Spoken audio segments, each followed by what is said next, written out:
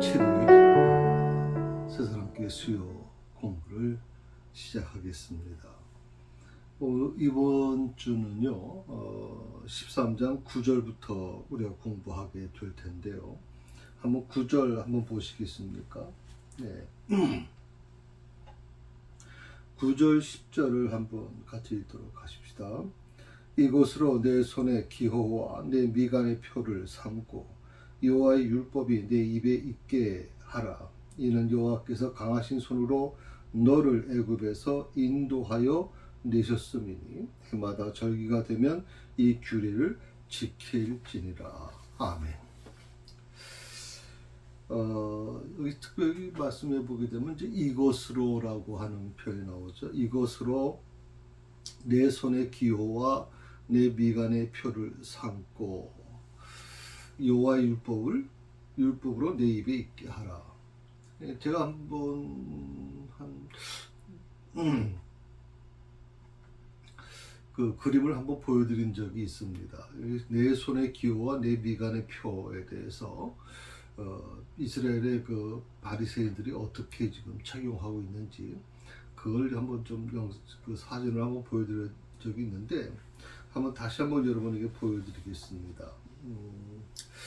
혹시 좀 보이십니까? 예, 유대인들이 머리에 이제 그 미간의 표를 했죠. 네, 그다음에 여기 자세히 보시게 되면 이제 손에 뭐 가죽띠를 이제 감은 게 보이죠. 손의 중간 부분, 꺾이는 부분의 위쪽인데 거기에 이제 그 함이라고 하는 거를 사용을 합니다. 그래서 그 함에다 넣어서 이제 그거를 가죽띠로 이제 묶는 거죠. 그래서 상당히 불편하겠죠. 굉장히 불편할 겁니다. 그런데 이걸 유대인들은 아주 당연하게 생각을 했고 또 그걸 아주 자랑스럽게 좀 했다고 하는 얘기가 나오죠. 여기 보게 되면 이제 그걸 이제 그 손에 있는 어떤 그런 견문갑을 어떻게 만드는가에 대해서 착용하는가에 대해서 지금 설명이 나와 있습니다.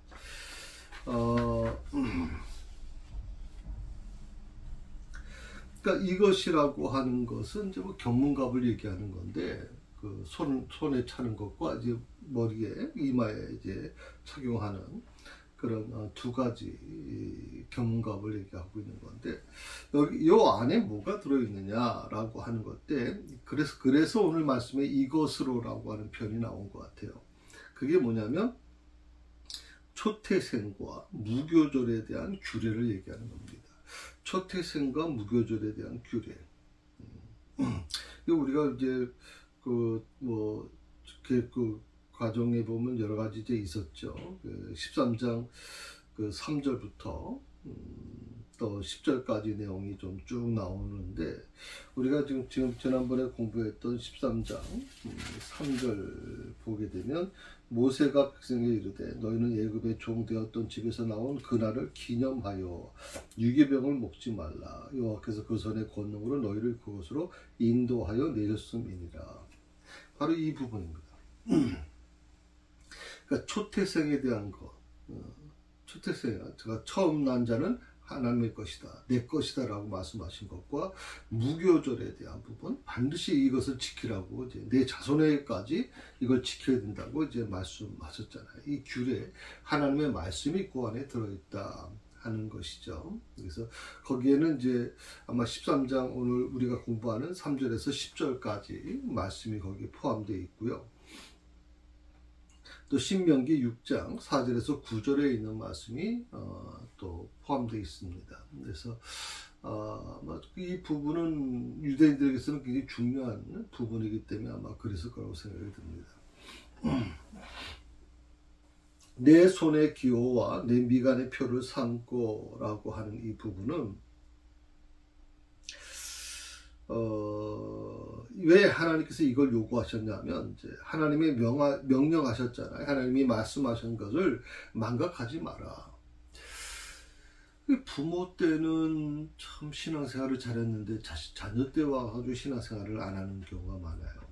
뭐 그건 여러분 요즘에 이제 자녀들이 뭐 과거에 부모가 이래라 저래라 했던 부모의 말이면 온전히 뭐 순종하던 그런 이제 시대가 아니잖아요. 요즘에 MZ 세대라 그래서 부모가 참 말하기 어렵습니다. 특히 사춘기 접어든 청소년들은 정말 부모도 어떻게 할 수 없는 여러 가지 어려움이 있다는 거 저도 잘 알고 있습니다. 그러나 그럼에도 불구하고 우리가 절대 포기해서는 안 되는 게 있습니다. 그게 바로 하나님의 말씀이죠. 하나님의 약속, 하나님이 명하신 거, 그것을 망각하지 말고 깊이 명심하라. 부모가 명심해야 되거든요. 그래야 자식이 그래도 그 부모가 그 가르침에 부모의 가르침에 대한 부모가 그 말씀에 순종하고 살아가는 모습을 보면서 그래도 그 좀 조금 마음 속에는 남아 있지 않겠어요. 요즘에는 이제 그런 게 너무 없어져서 좀 걱정은 됩니다. 이 손의 기호와 내 미간의 표 그림 제가 보여드렸잖아요. 이거는 이 형태의 모습은 원래 유대인이 하는 모습이 아니에요. 그리고 하나님은 이걸 요구하지 않으셨어요. 만약 이걸 요구하셨다면 하나님이 구체로 내 미간에 뭐 어떻게 뭐 경문갑을 만들어 가지고 거기다 뭐 이렇게 넣어서 이런 얘기를 전부 했을 텐데 하나님께서 구체적으로 이 부분을 이제 말씀하신 게 아니에요. 이거는 유대인들이 스스로 자기가 만들어낸 거예요. 더 하나님을 잘 믿겠다고 그렇게 생각을 하고 아마 처음에는 만들었을 거라고 생각해요. 근데 이 경문갑은 이 손의 기호와 미간의 표는요, 사실은 이방 종교에서 사용하는 그런 부적이라고 그렇게 표현하나요? 부적? 그러니까 이 가나안 땅에 들어갔을 때 유대인들이 제일 먼저 봤던 게 바로 이 부분이에요. 머리에다 그 부적처럼 달고 다니고 뭐 이렇게 아마 그런 유대인들의 모습을 아마 이들이 봤을 거라고 생각을 하거든요. 그 당시 가나안 사람들의. 그러니까 이들이 나중에 이제 이것이 결국 발전이 돼서 그 이방 부족들이 그 이방 종교에서 사용하는 이 부적을 결국에는 이들이 응용을 했다고 봐야 되겠죠. 이걸 받아들였다고 봐야 될 것인데.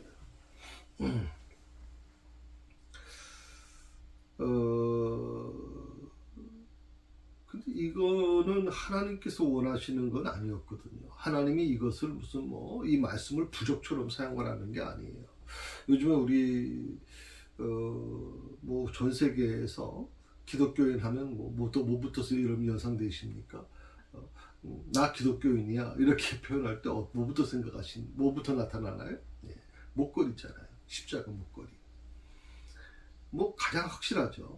십자가. 요즘에 무슨 십자가 목걸이조차 교회 다닌 적도 없는 신앙하고 상관도 없는 사람들이 액세서리로 쓰고 있지만 사실 기독교인들에게 있어서 이 십자가라고 하는 것이 굉장히 큰 의미가 있으니까 몸에 이제 달고 다니죠. 여러분 차 혹시 보신 분 계실 거예요. 차 앞에 백미러 밑에 보게 되면 거기다 이제 어떤 차는 염주를 달아놓기도 하고 어떤 차는 연꽃을 달아놓기도 하고 어떤 차는 이제 십자가를 걸어놓기도 하고. 보통 우리가 얘기할 때 이제 부적이라고 얘기를 해요. 그 점쟁이들이 무당들이 보통 이런 종이에다가 시뻘건 글씨로 막 써가지고 하는 이 부적을 그런 부적만 얘기하는 게 아니에요. 내 몸에 나 스스로도 나 무의식 속에서 이것이 좀 나한테 위로가 돼라고 생각을 하고 몸에 착용하는 것이 있다면 그게 다 부적이에요. 그러니까 하나님께서 이방 종교에서 사용하고 있는 이 부적을 이스라엘 백성들, 유대인들이 사용하라고 말씀하신 게 아니에요. 그들처럼 머리에다 붙이고 손에다가 달고 다니라 그렇게 하나님께서 말씀하신 뜻이 아니에요. 오늘 이 말씀에서 내 손에 기호와 이것으로 내 손에 기호와 네 미간의 표를 삼고라고 하는 이 말씀 속에는 그렇게 형식적으로 하라는 게 아니라 너 그것을 이 말씀을 마음에 두고 기억하라는 거예요. 마음에 두고. 그걸 상징하는 표현이 바로 이 말씀이거든요. 근데 그런데도 불구하고 놀랍게도요, 문자적으로 이걸 해석하는 유대인들이 대부분이었어요. 문자적으로 해석하죠. 그래서 양피지 등의 성구를 써서 이 경문갑이라고 하는 작은 상자에 넣고 끈으로 연결해서 이제 뭐 손이나 이마에 묶고 다니는, 이게 처음에는 이렇게 크지 않았었는데 점점 커져요. 근데 사진을 한번 보셨으면 모르겠지만, 예, 요즘에는 뭐 이게 다 이제 그 대량 인쇄 그 제작해서 나오니까 뭐 그렇지만 점점 이게 양이 커지고 있어요. 이게 사이즈가. 그 이유가 뭐냐면 사람들에게 보여주려고 하는 겁니다. 나 이렇게 신앙생활 하고 있어. 나는 이렇게 정직하게 정말 하나님의 말씀대로 살고 있어. 라고 하는 이 부분, 그 신앙을 밖으로 드러내려고 하는 것이죠.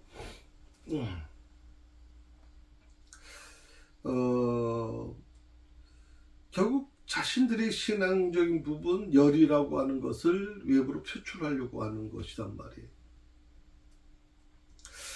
오늘 말씀에 보면 내 입에 있게 하라고 말씀하셨거든요. 내 입에 있게 하라.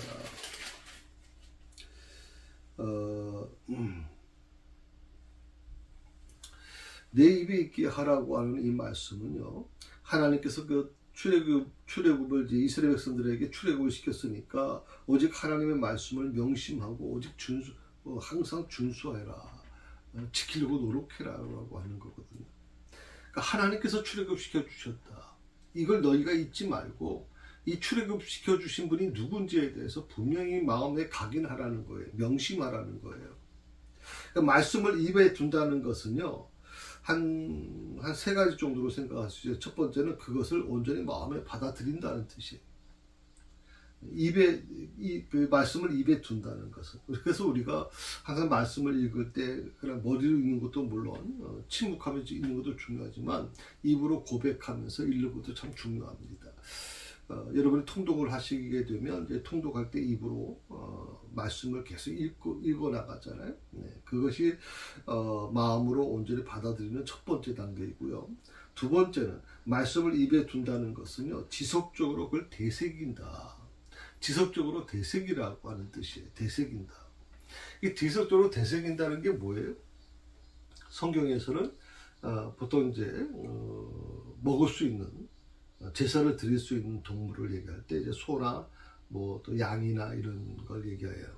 그러니까 소나 양 같은 경우는 어떤 게 차이가 있습니까? 되새김질을 한다 그러죠. 되새김질. 예, 음식을 가지고 있어 계속 되새김질을 해서 거기서 영양분을 뽑아내는 거예요. 그래서 뭐 소나 또 양이나 이런 동물들의 그 배설물에는 냄새가 거의 안 난다 그러잖아요. 왜? 완전히 다 소화가 돼서 찌꺼기만 나오기 때문에. 되새김질이라는 게 굉장히 중요한 거예요. 여러분이 여기 성경을 읽으면서 되새김질이 좀 필요하다고 생각을 해요. 그래서 저는 여러분들이 1년 동안에 뭐 통독을 날짜를 정해서 시간을 정해서 통독을 하는 것도 물론 필요합니다. 아마 1년에 한 번 정도 통독을 하시는 건 필요하겠지만 조금 더 여러분에게 좀 더 부탁드리고 싶은 거는 되새김질을 하셔야 됩니다. 말씀을 예를 들어서 뭐 출애굽기서의 말씀도 그렇고 한 장에 있는 말씀을 한 장 읽어 나가듯이 하지 마시고 이거를 계속 되새김질을 하는 게 중요하다. 되새김질을 하려고 하면 여러분이 새벽기도에 우리 묵상집 있지 않습니까? 그 묵상집을 통해서 계속 말씀, 거기에 나오는 말씀은 사실 1년 통독이거든요. 그게. 근데 그 말씀이 이렇게 길지 않잖아요. 예, 짧잖아요. 한 뭐 5구절, 6구절, 많으면 10구절까지 되는데 이 말씀을 계속 되새김질해라. 계속 이 말씀이 나에게 뭘 말씀하시는 걸까? 유대인에게 이스라엘 백성들에게 이렇게 말씀하셨는데 나한테는 지금 무슨 말씀을 하시는가? 요즘엔 좀 잠언서에 대한 말씀을 나누는데 잠언서에 있는 말씀을 통해서 하나님께서 계속 우리에게 요구하시는 게 있잖아요. 자신을 어떻게 공부시켜야 될 것이고 너희가 신앙생활을 어떻게 해야 될 것인가 라고 하는 이 부분에 대해서 우리가 이 길지 않은 성역 구조를 가지고 계속 내 입으로 고백을 하는 게 중요해요. 될 수 있는 것처럼 씹어야 돼. 아, 내가 내 자녀에게 신앙교육을 제대로 잘 못 시켰구나. 하나님께서 이렇게 말씀하셨는데 그 부분이 굉장히 중요한 부분이 되겠죠. 예, 그리고 말씀을 입에 둔다는 것은요. 세 번째로 그것이 명하는 바를 이루어 나가는 것을 얘기해요. 그것을 명하는 것. 그러니까 하나님의 말씀이 우리에게 요구하는 게 있거든요. 하나님께서 우리에게 요구하는 게 있어요. 그 요구하는 것을 내가 이루어 나가야 돼요. 그래서 하나님의 뜻에 도달한다는 의미까지 포함되는 게 바로 내 이 말씀을 입에 둔다는 뜻이에요. 다 이해가 되셨죠? 예, 말씀을 입에 둔다는 것은 세 가지라 그랬어요. 그것을 온전히 마음에 받아들인다. 그리고 두 번째 뭐라 그랬어요? 되새김질한다. 말씀을 되새김질하는 것이다. 계속 되새기는 거다. 그 세 번째, 그것이 하나님이 명하신 바를 우리가 이루어 나감으로써 하나님의 뜻에 도달한다라고 하는 의미가 포함됐다. 이걸 복잡하게 세 가지로 설명드렸습니다만 한 가지로 요약해서 말씀을 드리면 말씀을 내 입에 둔다는 것은 말씀의 생활화를 의미한다. 말씀의 생활. 말씀 따로 생활이 따로 하는 것이 아니라 교회에서만이 아니라 교회에서 가정에서 따른 것이 아니라 교회에서 또 아니면 직장에서 따른 것이 아니라 교회에서나 직장에서나 교회에서나 가정에서나 다 우리의 모습이 우리의 행동이 똑같아야 된다. 그게 뭐라고 말씀드리냐면 말씀이 생활화되는 거예요. 우리가 놀라운 것은요.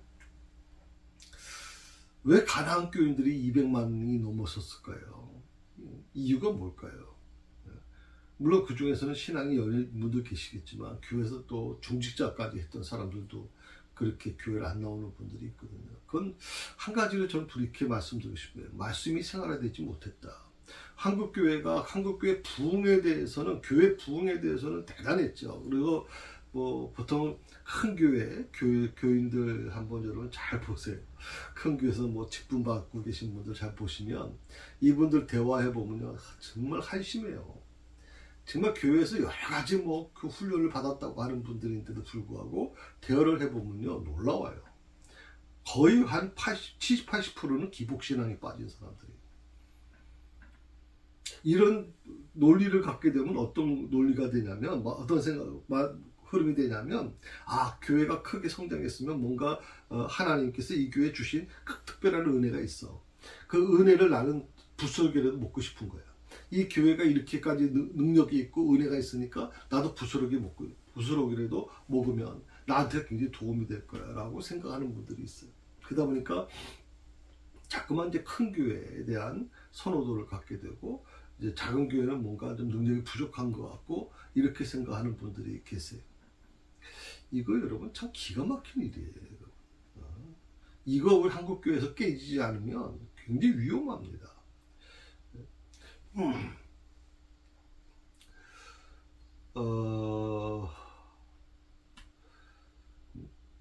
참 이 부분이 미국에서도 이제 큰 대형 교회들이 있었잖아요.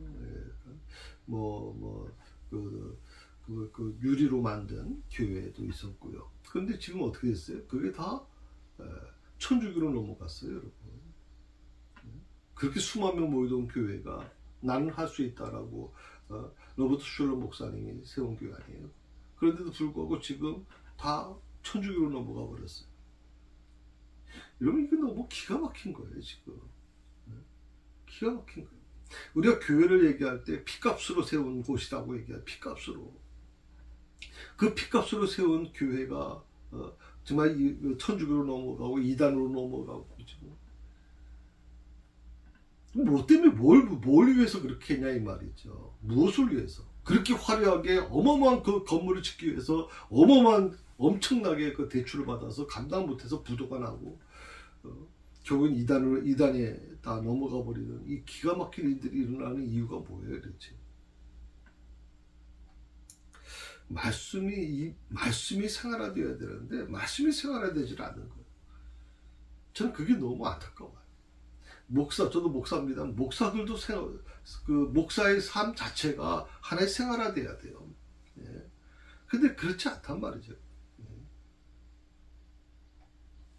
특히 여기서 능하신 손이라고, 여호와께서 능하신 손으로 너를 애굽에서 인도하여 내셨으니, 그래서 능하신 손이라는 것은 하나님의 위대하신 능력과 행위를 표현하는 말이에요. 위대한 손, 그러니까 능하신 손, 하나님이 능하신 손. 그래서 우리는 하나님의 오른손으로 얘기하잖아요. 뭐 왼손, 요즘에 그 야구 선수들 보면 왼손 타자가 더 많아요. 오른손 타자보다 왼손 타자가 더 많은 것 같아요. 과거에는 어쩌다 한 번씩 이렇게 있었는데, 요즘에는 오른손, 뭐 왼손이라고 하는 왼손잡이라는 이 개념이 없잖아요. 예. 오히려 뭐 왼손을 쓰시는 분들이 왼손 쓰시는 분들은 거의 오른손도 같이 쓰는 분들이 있기 때문에, 사실 또 양손을 다 쓰기 때문에 굉장히 저는 더 좋을 거라고 생각해요. 특히 왼손 쓰시는 분들은 뇌의 발달이 굉장히 빠르다고 얘기를 하죠. 그런데 이제 성경에서 보게 되면 이제 하나님의 오른손, 능력의 손, 그건 여러분 근동지방의 문화를 이해하셔야 돼요. 왜 오른손이라는 표현을 쓰느냐? 성경도 차별을 하는 거냐? 그렇죠. 요즘 차별금지법에 대한 얘기가 나오고 있습니다만은, 교회까지 왜 그러냐 대체. 그렇게 생각하는 분들이 계실 수 있어요. 그런데 이건 근동지방을 좀 알지 못하면, 근동지방의 문화를 모르면 굉장히 어렵죠. 여러분, 근동지방에는요, 음식을 먹을 때 어떻게 먹어요? 우리처럼 수저를 먹질 않아요. 숟가락을 사용하지 않아요. 어떻게 사용합니까? 근동지방이 음식 먹는 건 뭐예요? 여러분 혹시 세계여행이라는 이런 어떤 그런 프로를 보신 분이 계시면 아마 다 한번 보셨을 거고, 또 여행 갔다 오신 분들은 아실 거예요. 숟가락을 사용하지 않고 뭘 해요? 손으로 먹어요. 오른손으로 먹어요. 그러니까 오른손은 밥을 먹고 음식을 먹는 아주 중요한 손이에요. 중요한 걸 다루는 손이에요. 근데 왼손은 뭐예요? 이제 왼손은 보통 좀 지저분한 걸 처리하는 손이라고 말이에요. 그러니까 오른손은 절대 지저분한 걸 만지면 안 돼요. 굉장히 거룩한 손이기 때문에, 중요한 손이기 때문에. 그래서 하나님의 오른손이라고 얘기하면 그 당시에 근동 문화에 대한 어떤 흐름 속에서 나온 얘기지, 하나님께서 오른손 사용하시는 분들은 더 특별하게 대우하고 있고, 왼손은 뭐 약한 존재로 그렇게 여기는 건 아니다. 그렇게 여러분 이해하시면 좋겠어요. 성경 하도 요새 차별금지를 해서 기독교가 차별금지에 문제가 많다고 하는 분들이 많은데, 사실 그런 배경이 있다는 걸 여러분 이해하시면 좋겠어요.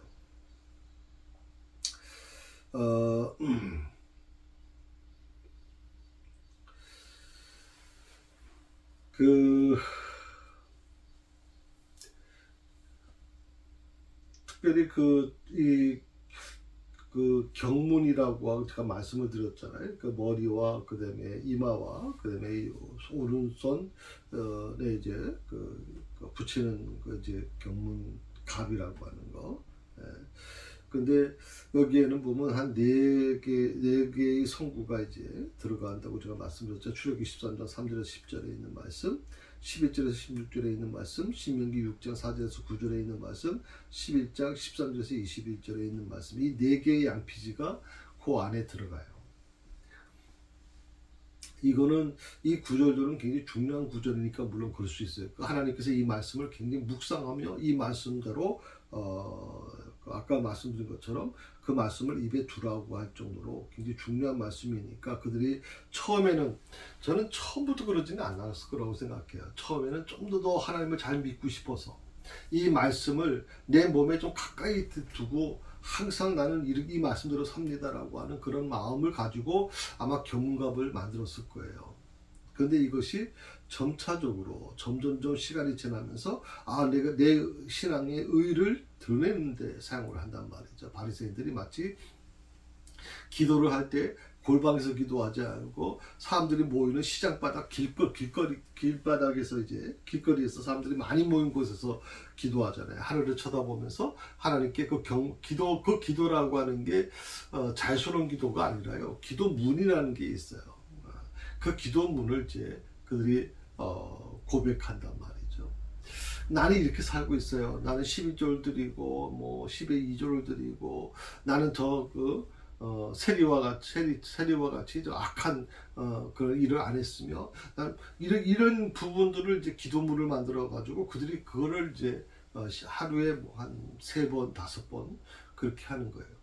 지금도 이슬람에서는 5번 시간별로 이제 하죠. 또 유대인들도 제가 알기로는 하루에 3번 하는 걸로 알고 있거든요. 그러니까 사실 우리 기독교인들이 하루에 한 번도 안 하는 거 참 놀랍죠. 그래도 새벽기도 나오시는 분들은 하루에 한 번은 그래도 말씀을 묵상하고 자기를 돌아볼 수 있는데, 그런 것이 없는 분들은 일주일 내내 한 번도 생각 안 하는 분들이 계실 수 있는데, 뭐 새벽기도 못 나오시더라도 여러분 집에 골방에서나 또 차를 운행하시더라도 운행하시면서도 항상 기도할 수 있잖아요. 네. 꼭 눈 감고 기도할 필요는 없어요. 눈 뜨고 찬양 들으면서 하나님 오늘도 승리하게 해주세요. 하나님 감사합니다. 이렇게 우리가 기도할 수 있거든요. 그런 기도를 삶을 통해서 나타나야 돼요. 삶을 통해서. 여러분 부탁드리고 싶은 건 차 안에서 무슨 유행가를 듣는 것보다 요새 그 찬양 너무 좋은 찬양들이 많잖아요. 정말 우리 마음을 위로해 주는 찬양. 요즘에 CCM 보니까 뭐 마음이 우울할 때 듣는 찬양 뭐 이런 것들이 막 분야별로 돼 있어서 내가 마음이 좀 울적하다 하면 그런 찬양을만 골라서 1시간 2시간 정도 만들어 놓은 것들이 있어요. 그런 것 좀 한번 들으시는 것도 좋겠다. 그리고 제가 침묵기도라는 게 있거든요. 저희 교회도 이제 새벽 때 좀 많이 좀 틀어줬었는데 요즘엔 잘 안 틀어져. 근데 침묵기도, 떼제 공동체라든지 이런 데서 사용하는 침묵기도라는 게 있어요. 근데 너무 참 마음속 깊은 곳에서 영성을 끌어올리는 그런 배경음악이거든요. 아니면 찬양도 있는데 그런 것들을 여러분 좀 같이 한번 하는 게 좋겠다 생각을 합니다.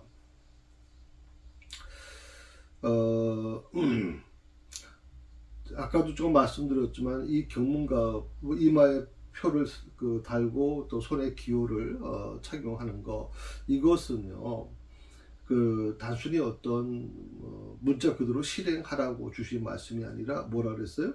마음 깊이 새기라. 신명기 6장 6절은 그렇게 했어요. 마음 깊이 새기라. 이 말씀을 마음 깊이 새기라. 그리고 영원히 잊지 말라고 하는 상징 뜻이다라고 제가 말씀을 드렸잖아요. 마음 깊이 새겨라. 그리고 영원히 잊지 말라는 거예요.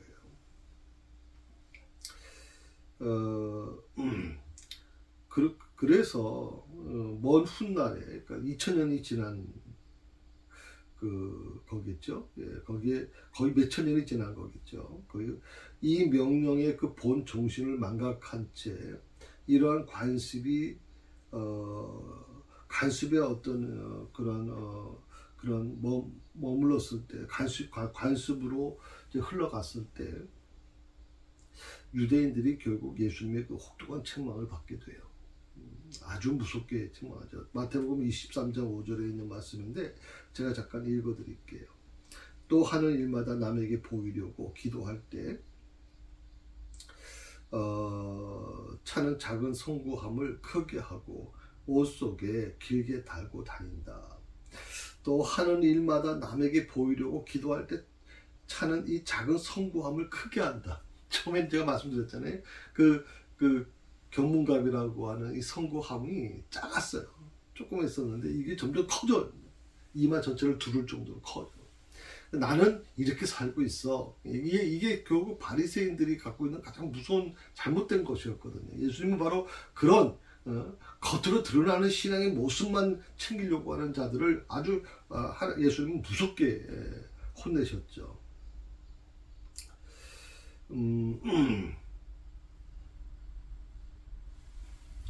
우리가 그 하나님의 말씀이 내 삶에서 떠나지 않게 하려고 하면 어떻게 될까? 그 말씀을 주셨는데 그 하나님의 율법이 말씀이 마음에 충만하게 차고 넘칠 때 자연히 그 말씀은 어떻게 돼요? 입을 통해서 나오게 되는 거죠. 그러니까 우리가 물을 그 컵에다가 물을 부으면 그 물이 밑에 있을 때는 그 안에 있을 때는 철렁철렁거려요. 그러나 이 물이 그 컵을 넘어서게 되면 그 컵을 컵 안에 물이 아니라 물 안에 컵이 있는 것처럼 느껴지는 거죠. 내가 하나님의 말씀이 내 안에서 충만하게 넘쳐나게 되면 이게 내 안에서 머무는 것이 아니라 컵에서 물이 넘치는 것처럼 내 입을 통해서 그 말씀이 나오게 돼요. 통하게 돼요. 입을 통해 나오게 돼야 돼요. 그러니까 전도가 뭐냐? 어저께 제가 거의 낮에 온도가 34도, 체감 온도는 더 높았을 거예요. 숨쉬기도 힘들 정도였으니까. 그런데도 불구하고 그 시간에 저 의정부 밀락동 좀 지나는 거리에서 전도하고 계시는 분이 계시는 거예요. 두 분 아주머니 되시는 분들이. 아니 이 기온에 그것도 옷을 또 차려입으셨잖아요. 전도하시니까. 내 그 모습 보면서 목사지만 참 존경스럽더라고요. 진짜 존경스러워. 정말 평신도들, 성도들이 좀 대단한 분들이 많아요. 정말 복음의 열정에 사로잡혀서 전하고 싶은데 어떻게 전하고 싶은데 지금. 그러니까 이런 부분들이 굉장히 중요한 부분이라고 생각을 합니다. 자, 그리고 이 말씀에 보게 되면 이제 지킬지니라라고 얘기를 했거든요. 연년 10절에 보게 되면 해마다 절기되면 이 규례를 지키다. 해마다. 매년 이걸 지켜야 된다. 유대인들이 그래서 이 유교절, 무교절에 대한 부분이 굉장히 아주 강화되어 있다고 말씀을 제가 드렸잖아요. 이스라엘 백성들은요, 이 무교절의 의미를 날마다 기억하며 살아야 했어요. 날마다 기억하며. 그래서 견문감을 만들어가지고 머리에도 차고, 손에도 차고 살아가요. 그게 처음에는 굉장히 좋은 의미에서 시작했다고 제가 말씀드렸잖아요. 그것 자체를 비난할 이유는 없어요. 그런데 그게 예수님 말씀하신 것처럼 마태복음에 있는 말씀처럼 왜 점점점 마태복음 20장에 있는 말처럼 남에게 보이려고 기도할 때 자꾸만 이 작은 송구감이 왜 크게 하느냐. 그리고 옷을 길게 다녀서 막 손을 움직일 때마다 그게 막 같이 따라다니면서 사람들한테 나 이렇게 살아. 나 이렇게 신앙생활해 라고 그렇게 자랑하고 다니느냐 그치?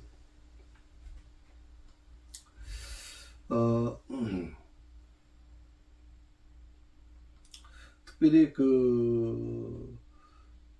절기가 되면 절기의식에 대한 부분을 이제 얘기하는 거죠.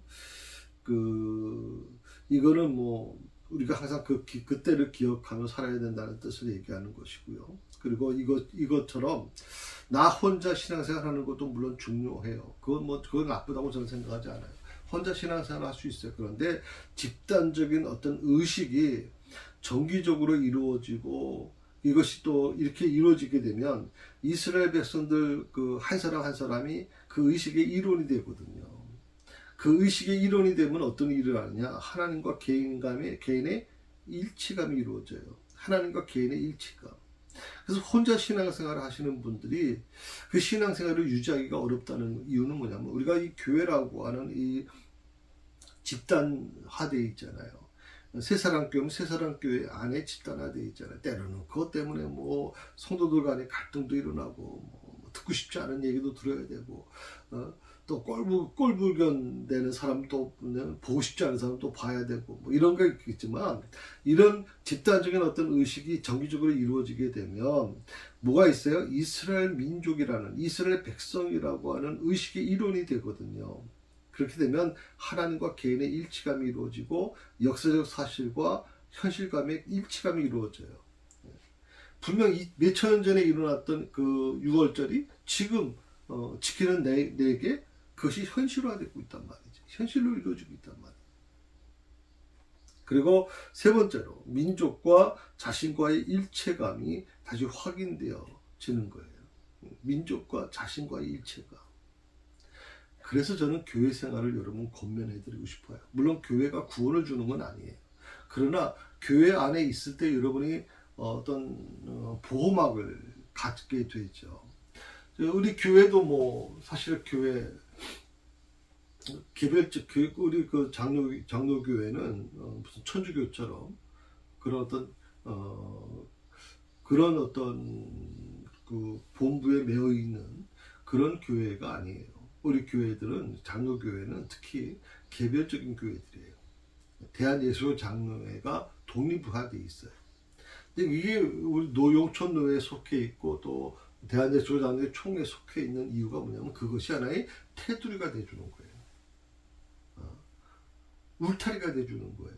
왜? 하도 요즘에 이단들이 많잖아요. 무엇이 이게 옳은 교회인지 나쁜 교회인지 잘 모르잖아요. 우리가 이 교단 표시, 나라 표시 있고 그다음에 십자가 표시 있는 이 교단 표시를 보면 저 교회는 건전한 교회야. 저 교회는 그냥 통합적 교회야. 라고 생각할 수가 있는 거죠.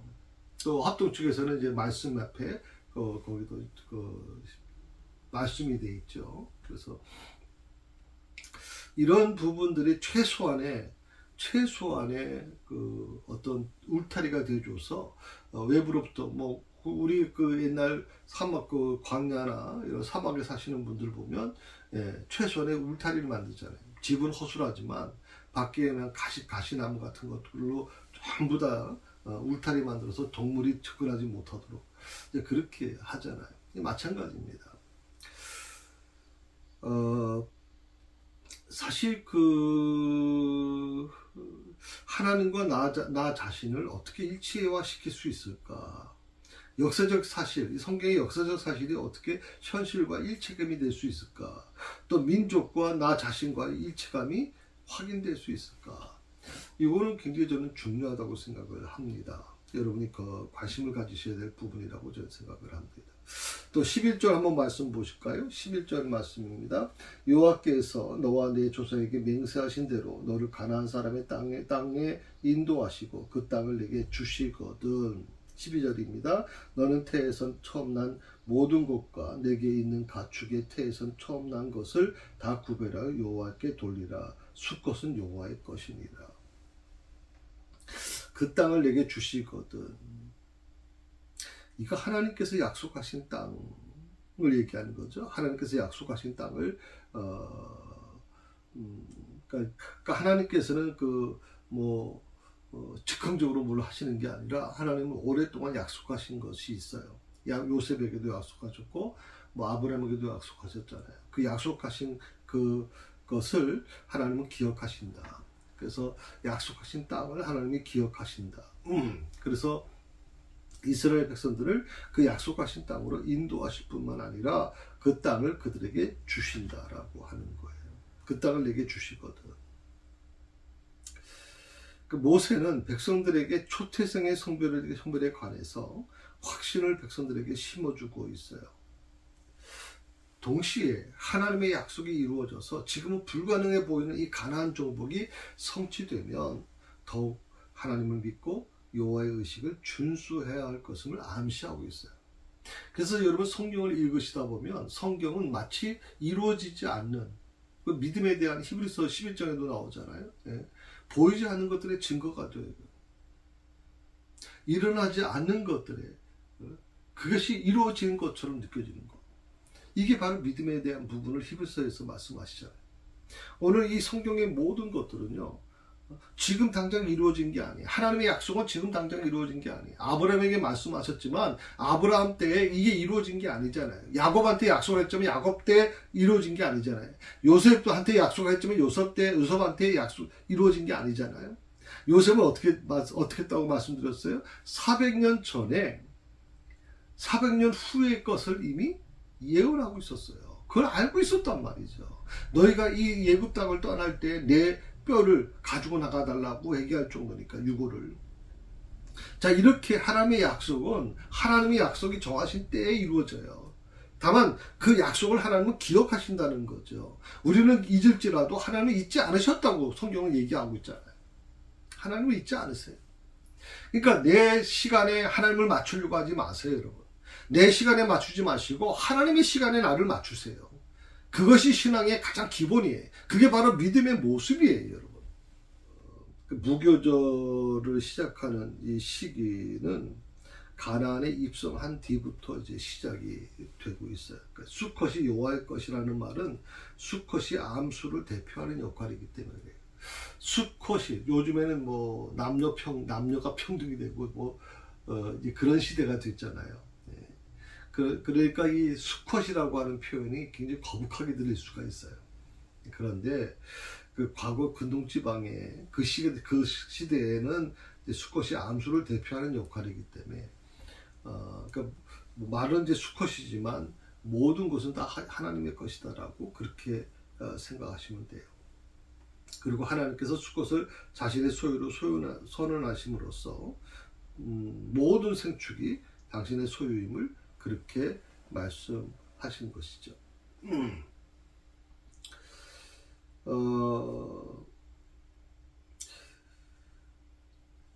특별히 이제 초태생 남성 수컷이라고 하는 것에 대한 이 부분을 이 규례라고 하는 것이 그 후일에 어떻게 달라졌냐면 흠없는 짐승이어야 한다는 지시가 덧붙이게 돼요. 신명기 15장에 보게 되면 그러니까 뭐 수컷을 하나님께 드려라, 뭐 초태생은 내 것이다라고 이렇게 말씀하시지만 이 말씀 그 이후에 이 규례는 흠없는 짐승이어야 된다라고 하는 게 추가가 돼요. 그러니까 수컷이 다 되는 게 아니에요. 그러니까 하나님께 모든 것이 다 제물로 드릴 수 있는데 거기에 하나 단서가 더 붙죠. 흠이 없는 짐승이어야 된다. 예. 오늘 12절까지 말씀을 드렸습니다. 그래서 다음 주부터는 13절부터 공부하도록 그렇게 하도록 하겠습니다.